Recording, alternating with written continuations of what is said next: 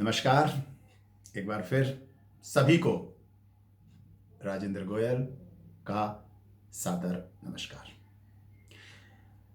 आज का जो विषय है वो है कोविड-19 ने हमको दिया है मूल्यांकन पद्धति में बदलाव का सुअवसर। वास्तव में कोविड-19 ने हम सबको बहुत सारे मौके दिए हैं। खाली समय में हम स्वाध्ययन कर सकते हैं और इसमें मेरे मार्गदर्शक रहे माननीय महेंद्र कपूर जी, जो कि राष्ट्रीय संगठन मंत्री हैं अखिल भारतीय राष्ट्रीय शैक्षिक महासंघ के, श्रीमान जय भगवान गोयल जी, जो कि संरक्षक हैं दिल्ली अध्यापक परिषद के। ऐसे अनेकानेक नाम हैं, प्रोफेसर जेपी सिंघल जी हैं और भी कई नाम हैं। इस विषय के बारे में जब विचार किया तो एक मुकुल जी हैं जो भारतीय शिक्षण मंडल पर इस विषय पर काम कर रहे हैं। मैंने उनका भी लाइव सेशन सुना तो लगा कि इस विषय पर वास्तव में हमें अध्ययन करने की या चिंतन करने की बहुत आवश्यकता है, क्योंकि आज की जो परीक्षा प्रणाली है यह कुछ इस कदर बन गई है कि पूरे वर्ष आज शिक्षक हो, छात्र हो या अभिभावक हो, इस परीक्षा की तैयारी में ही जुटे रहते हैं। अब क्लास टेस्ट है, फिर यूटी है, यूटी खत्म नहीं होता तो पीरियोडिक है, फिर मिड टर्म है। इन्हीं सब में इतना उलझ के रह जाते हैं कि पूरा वर्ष सिलेबस तक खत्म नहीं हो पाता, बस भागम भाग लगी रहती है। परिणाम सब तनावग्रस्त, सभी पूरे तनाव में, किसके? परीक्षा के कारण से। अर्थात आज पढ़ाई किस लिए हो रही है? परीक्षा देने के लिए, अंक प्राप्त करने के लिए, अपने मेजरमेंट के लिए पढ़ाई हो रही है कि मेरे अंक ज्यादा आ जाएंगे। और जब मेरे अंक मेरी सफलता और विफलता को बताए, मेरे अंक मेरे ज्ञान को बताए, मेरे अंक ये बताए कि मैंने कितनी शिक्षा ग्रहण की, तो यहां से प्रश्न चिन्ह शुरू होता है। हम सब जानते हैं, अब अनेक उदाहरण ऐसे आ चुके हैं कि जिनको फेल कह करके विद्यालयों ने बाहर निकाल दिया। वे सभी तो नहीं, पर अधिकांश कोई बड़ा वैज्ञानिक बना, कोई गणितज्ञ बना, कोई बड़ा स्पोर्ट्स पर्सन बना, तो कोई मोटिवेटर बना, कोई बड़ा इंडस्ट्रियलिस्ट भी बना है, तो कोई किसी बड़ी कंपनी को एस्टेब्लिश करके उसका सीईओ बना। लेकिन परीक्षा प्रणाली आज भी वही चलती चली आ रही है। तो फिर यदि परीक्षा नहीं हुई तो पढ़ाई नहीं हुई। इसलिए परीक्षा का होना तो भाई बहुत जरूरी है। एनसीएफ 2005 ने भी बाल केंद्रित शिक्षा पर जोर दिया था। उन्होंने शिक्षण अधिगम हो, बच्चे का सतत और व्यापक मूल्यांकन हो, सभी शिक्षाविदों ने इस पर बहुत चिंतन करके यह निर्णय लिया, जिसके परिणाम स्वरूप नो डिटेंशन पॉलिसी एनडीपी और सतत और व्यापक मूल्यांकन कंटिन्यूअस एंड कॉम्प्रिहेंसिव इवोल्यूशन का कॉन्सेप्ट सामने आया, सीसीई। लेकिन हम सबको पता है, सभी मिलकर के उसके विरोध में ऐसे खड़े हो गए कि जितने भी प्रचार तंत्र हो सकते थे उसमें यह प्रचार करने में सफल रहे कि इन दो के कारण से बच्चे में सीखने की क्षमता कम हो गई, जबकि उसकी गहराई में चिंतन करने की कोशिश भी नहीं की किसी ने। और यह प्रमाणिक भी नहीं हुआ है आज तक कि इनके कारण से बच्चों की सीखने की क्षमता कम हुई। फिर प्रॉब्लम क्या थी? हम अपने परंपरागत परीक्षा प्रणाली को छोड़ना नहीं चाहते और शिक्षा विभाग ने इसे लागू करने से पहले जो उचित और आवश्यक माहौल होता है वो भी नहीं बनाया था, ना ही हमें वो सुविधाएं उपलब्ध कराई, और सबसे बड़ी बात, जिसे लागू करना था शिक्षक, उनकी कोई व्यापक ट्रेनिंग जो बहुत जरूरी थी वो हुई ही नहीं। परिणाम क्या निकला कि स्कूलों में इसको केवल औपचारिकता भर रह गया और कागजी कार्रवाई का काम और बढ़ गया। तो निश्चित तौर पर मूल्यांकन तो फेल होना ही था। अभी सीबीएसई ने भी 12वीं क्लास तक गणित के विषय सहित लगभग सभी विषयों में 20 नंबर इंटरनल असेसमेंट के भी दिए। हम में से अधिकांश साथियों को पता है कि वह केवल फॉर्मेलिटी के तौर पर आज अंक भरे जा रहे हैं। क्यों? क्योंकि उसका उद्देश्य क्या है, किस लिए सोचा, यह उन्हें पता ही नहीं है। शिक्षा का उद्देश्य विद्यार्थियों को विषय वस्तु रटा करके पास फेल करना तो है ही नहीं। उसका उद्देश्य है विद्यार्थी का सर्वांगीण विकास करना। और शिक्षा की उपलब्धि किसमें मानी गई है कि स्वयं छात्र, अभिभावक और महत्वपूर्ण कड़ी शिक्षक, इनको लगातार ये लगना लगे कि मेरे बच्चे में एक समुचित विकास हो रहा है। मूल्यांकन यानी असेसमेंट तो लगातार चलने वाली प्रक्रिया है, और यह मुख्य रूप से 3 स्तरों पर होती है। पहला है कि जो विषय वस्तु है, क्या उसकी क्लियरिटी यानी कॉन्सेप्ट की क्लियरिटी क्या विद्यार्थी को हुई है। एक बड़ा अच्छा उदाहरण याद आता है कि जब हम एक चुटकुला सुना हुआ हो और अगर उसी को कोई दोबारा सुनाए तो हम क्या कहते हैं? हम तुरंत कहते हैं कि हाँ, ये मुझे पता है। उसमें इंटरेस्ट नहीं आता क्योंकि पंचलाइन पहले से ही पता है। कोई सुनी सुनाई पहेली के बारे में अगर बात करें तो हम तुरंत उत्साहित होते हैं उसका उत्तर बताने को, क्योंकि एक बार सुनने के बाद भी वो मुझे पता है। आज विद्यार्थी को जब कोई कॉन्सेप्ट पढ़ाया गया तो विद्यार्थी कहता है समझ में आ गया, शिक्षक भी खुश होते हैं, पूछते हैं समझ में आ गया, बोले जी आ गया। तो फिर क्या कारण है कि बार बार उसे उसके रिवीजन के लिए कहा जाता है? क्या कारण है कि वो परीक्षा देने से पहले उसको रटने की कोशिश कर रहा है, रात रात भर जाग रहा है? क्यों? क्योंकि उसे रट करके मार्क्स लाने हैं जो उसे एक बार में समझ में आ गया था। इसका सीधा सा मतलब है कि उसकी समझ में नहीं आया, पर हमने मान लिया। इसलिए मूल्यांकन का पहला कदम कि विषय वस्तु की पूरी जानकारी बच्चे को हुई है या नहीं हुई है, यह हमें जानना बहुत जरूरी है।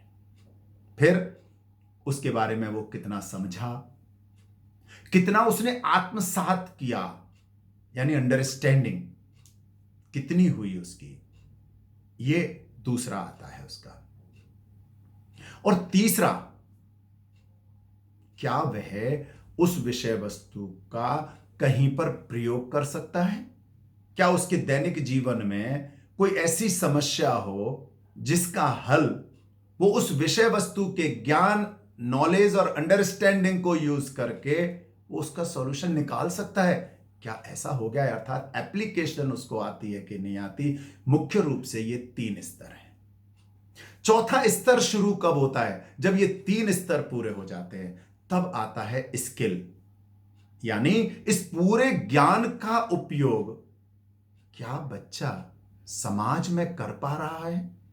क्या बच्चा देख पा रहा है कि मेरे समाज में आज ये बड़ी समस्या है, तो मैं कोई नया सृजन कर सकूं, मैं कोई नई खोज कर सकूं, मैं कोई नया बना सकूं? ये कौशल जिस दिन, ये स्किल जिस दिन बच्चे में आ जाएगा, तब शिक्षा का वास्तविक उद्देश्य पूरा होगा।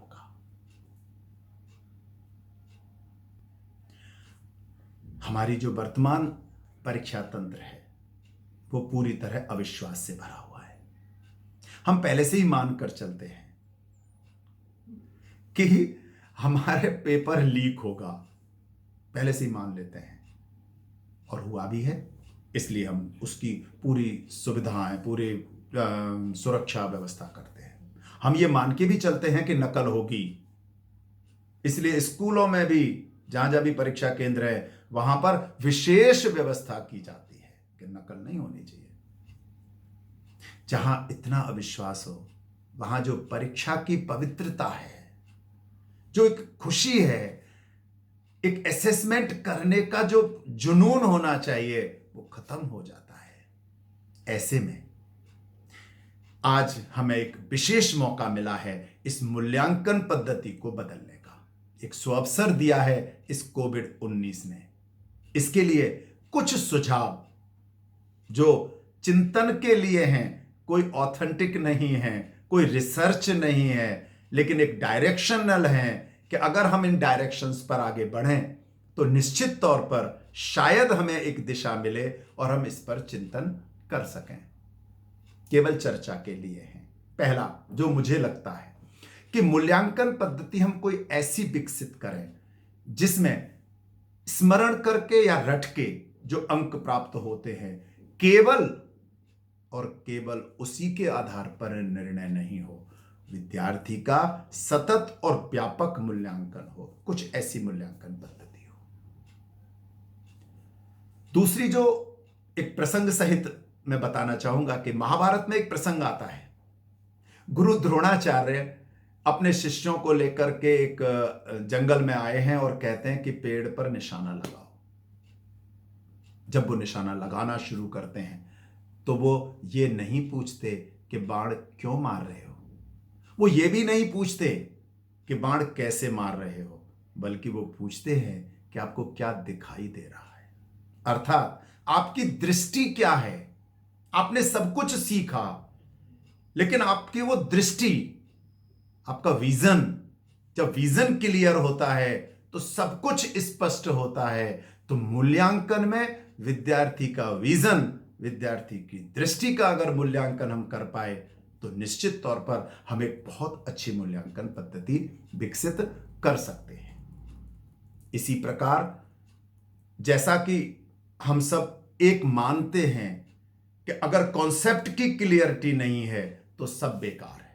सब चीजें बात की है, अंडरस्टैंडिंग बात की है, एप्लीकेशन हो, स्किल हो, दृष्टि हो, सब बात की है, पहले कॉन्सेप्ट क्लियर हो। तो इसके लिए यह जरूरी है कि विद्यार्थी का जब कॉन्सेप्ट क्लियरिटी का इवोल्यूशन, असेसमेंट या जो भी हम शब्द लें, वो उसी समय हो, और वो विद्यार्थी का हो रहा है ऐसा नहीं, वो हमारा हो रहा है। मैं अपना मूल्यांकन कर पा रहा हूं कि मैं अपनी विषय वस्तु को ठीक प्रकार से पहुंचा पाया कि नहीं पहुंचा पाया, जिससे विद्यार्थी को भी डर नहीं लगेगा और मुझे भी मजा आएगा और मैं सच रूप में मान पाऊंगा कि मेरा विषय वस्तु वहां तक पहुंच गए हैं। हमारी एक समय ऐसा था कि गुरुकुल पद्धति इतनी मजबूत होती थी कि विश्व लगभग सारा यहां आकर के शिक्षा अध्ययन करता था और हम एक विश्व गुरु के रूप में प्रसिद्ध थे। आज भी शायद बहुत कम को पता होगा, लगभग 10,000 गुरुकुल चल रहे हैं। इसमें मूल्यांकन की पद्धति इतनी सुंदर है कि हम सबको इसके रिसर्च करने की जरूरत है। इसमें विद्यार्थी कभी फेल नहीं होता, विद्यार्थी का कोई कक्षा भी नहीं होती, सिर्फ स्तर होते हैं। इसमें विद्यार्थी, एक विशेषता मैं बताता हूं, बाकी तो बहुत सारी हैं, कि अगर कोई विद्यार्थी किसी एक विषय में रुचि ले रहा है, बहुत इंटरेस्ट आ रहा है, तो उसका स्तर बढ़ता चला जाता है। और एक विषय उसे फिलहाल पसंद नहीं आ रहा, उसे डरा रहा है, उसके लिए कोई जिद नहीं होती, कोई बात नहीं, जब उचित माहौल होगा तब सीख लेगा, इसलिए उसे वो धीरे धीरे सीखता है। इससे एक अच्छा वातावरण बनता है, ना विषय वस्तु का डर बच्चे को लगता है, ना शिक्षक को लगता है। यानी चॉइस बेस्ड क्रेडिट सिस्टम अगर हम लागू कर पाए, पर यह सावधानी भी रखनी है कि इसका निर्णय छात्र या शिक्षक करें और इसके लिए सिलेबस को भी रीडिजाइन करने की बहुत ज्यादा जरूरत है। बच्चे का, अगर मैं अगला कहूं, समग्र आकलन हो पूरी तरह से, उसने केवल एक चीज सीख ली, उसका एक डायरेक्शनल नहीं हो, उसका मल्टीपल डायरेक्शन वो पहुंच पाया कि नहीं पहुंच पाया, उसका डायमेंशनल डेवलपमेंट हुआ कि नहीं हुआ, तो वो विषय वस्तु का उपयोग समाज में कर पाया कि नहीं कर पाया, कैसे कर रहा है, उसको लगे कि हां मेरा समाज में भी उपयोग है, मैं अपना सब कुछ समाज को दे सकता हूं, ऐसा भाव भी उसके अंदर आए, यह भी मूल्यांकन में होना बहुत जरूरी है। और आज सबसे ज्यादा जरूरत नैतिक शिक्षा, शाश्वत जीवन मूल्यों की है। अपने विषय वस्तु का उपयोग अगर वो जहां समाज में शिक्षा ग्रहण करने के लिए कर रहा है, लेकिन नैतिक शिक्षा और शाश्वत जीवन मूल्य उसके अंदर है, तो वसुधैव कुटुंबकम का भाव उसके अंदर आ जाएगा। सभी मेरे अपने हैं, सभी संप्रदायों का सम्मान मुझे करना है, सभी में सेवा भाव उसके अंदर आ जाएगा। अगर हम इस चीज का उसके आचरण और व्यवहार से लगातार मूल्यांकन कर पाए, तो निश्चित तौर पर यह भी एक बहुत सुंदर कदम होगा। बहुत सारे विषय हैं, चाहे वो पर्यावरण संरक्षण का हो, जल संरक्षण का हो, स्वच्छता का हो, ऐसे विषयों का भी जब लगातार मूल्यांकन बच्चे का होगा, तो निश्चित माने कि ये मूल्यांकन एक बच्चे का सर्वांगीण विकास कर पाएगा। एक निश्चित समय में परीक्षा भी हो, इसका कहीं पर भी कोई दो रास्ता नहीं है, यह भी जरूरी है, लेकिन उसमें केवल विषय वस्तु के प्रश्न हो ऐसा भी नहीं हो, उसमें दैनिक जीवन से संबंधित समस्याओं के प्रश्न भी होने चाहिए। तो कोविड-19 ने हमें एक सुअवसर दिया है यह चुनौती लेने का, यह चुनौतीपूर्ण कार्य करने का, और एक ऐसा परीक्षा तंत्र जो लचीला हो, फ्लेक्सिबल हो, विकसित कर पाए, जिसमें विद्यार्थी स्वयं का मूल्यांकन कर रहा है कि आज मेरे अंदर क्या परिवर्तन आया, आज मैंने क्या ज्ञान अर्जन किया, और अगर मेरे अंदर कोई परिवर्तन नहीं आया, मैंने आज कुछ नहीं सीखा, तो मेरा आज का दिन व्यर्थ गया। साप्ताहिक वो सोच पाए कि इस सप्ताह मैंने क्या नया मेरे में परिवर्तन आया, क्या नया सीखा। ये भाव जब विद्यार्थी के खुद के अंदर आ जाएगा, तब सही मायने में शिक्षा का जो वास्तविक अर्थ है वो निकल करके सामने आएगा। और यही भाव जब अभिभावकों में भी आए कि आज मेरे बच्चे ने ये चीज नई सीखी है, आज मेरे बच्चे के अंदर ये कोई नया ज्ञान आया है, और जब इन दो के अंदर आएगा, तो जो मुख्य कड़ी है शिक्षक, उस शिक्षक को भी ये लगे कि हां वास्तव में मेरे विद्यार्थी ये हर तरह से मेरा है, गर्व कर सके अपने विद्यार्थी पर। और यदि कोई गलती करे विद्यार्थी, तो शिक्षक से लेकर शिक्षा मंत्री तक सभी ये जिम्मेदारी ले सकें कि हां हमारी देखरेख में शायद कोई कमी रह गई। तो एक बार फिर एक अच्छा अवसर है भारत को अपना भारतीय परीक्षा तंत्र विकसित करने का, जिसकी विदेशी भी नकल करें। और इसके लिए जब चिंतन हो, तो उसमें शिक्षकों का होना भी बहुत जरूरी है, जिससे कि यह अधिक प्रभावी और वास्तविक रूप से लग सके। धन्यवाद।